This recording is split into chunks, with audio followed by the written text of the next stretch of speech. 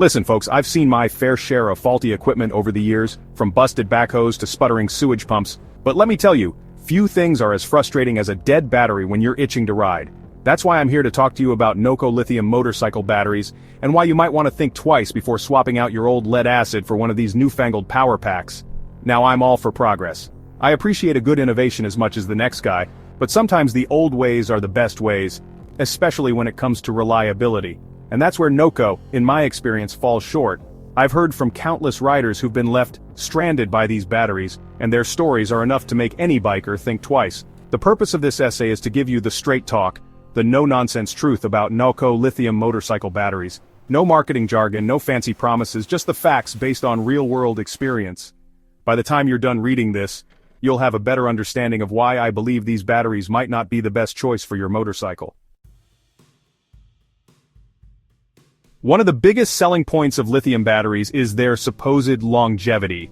They're touted as lasting longer, holding their charge better, and generally outperforming traditional lead-acid batteries. And while that may be true in some cases, it hasn't been my experience with NOCO. I've heard too many stories of these batteries dying prematurely, sometimes in less than a year. That's right folks, less than a year. Now I don't know about you, but when I buy a battery I expect it to last longer than a carton of milk in the fridge. A battery dying that quickly is not only inconvenient, it's downright unacceptable. Imagine this. You're all geared up, ready for a weekend ride through the mountains. You swing your leg over your bike, hit the ignition, and nothing. Dead as a doornail. Your NOCO battery, the one that promised to deliver superior performance, has decided to call it quits before you've even left your driveway. That's the kind of scenario I'm talking about, and it's a recipe for a ruined weekend. Okay, so your NOCO battery dies prematurely. It happens. But surely the company's customer service will make things right?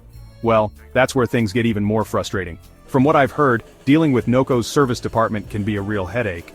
Many folks have told me about their experiences with NOCO's less than helpful customer service representatives. They describe them as arrogant, dismissive, and generally unhelpful. Instead of trying to resolve the issue, it seems like their main goal is to pass the buck, blame the customer, and avoid taking any responsibility. Now, I believe in giving credit where credit is due, but in this case, it seems like NOCO's service department is more interested in protecting their bottom line than in taking care of their customers. They're quick to point fingers and slow to offer solutions, leaving you feeling frustrated and helpless. Section 4. The long road to nowhere. Shipping and waiting with NOCO. Let's say you've managed to jump through all the hoops, navigated the phone tree, and finally convinced NOCO to take a look at your faulty battery. You'd think that would be the end of your troubles, right? Wrong. Now you're faced with the hassle of shipping the heavy battery back to NOCO, and guess what? You're often stuck footing the bill. That's right, you have to pay to ship a defective product back to the manufacturer. It's like adding insult to injury. And if you thought dealing with customer service was bad, wait till you experience the agonizing wait times for diagnosis and replacement. We're talking weeks, folks, sometimes even months. That's right, you could be without your bike for an entire riding season while NOCO takes its sweet time figuring out what went wrong and sending you a replacement. Section 5. The case for tradition, why lead acid still reigns supreme. So, what's the alternative? Well, sometimes the best technology is the one that's been tried and tested for decades.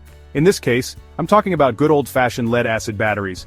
Sure, they might not be as light or as sexy as their lithium counterparts, but they're reliable, they're readily available, and they're generally much cheaper. Plus, if your lead-acid battery does decide to give up the ghost, you can usually find a replacement and get back on the road the same day.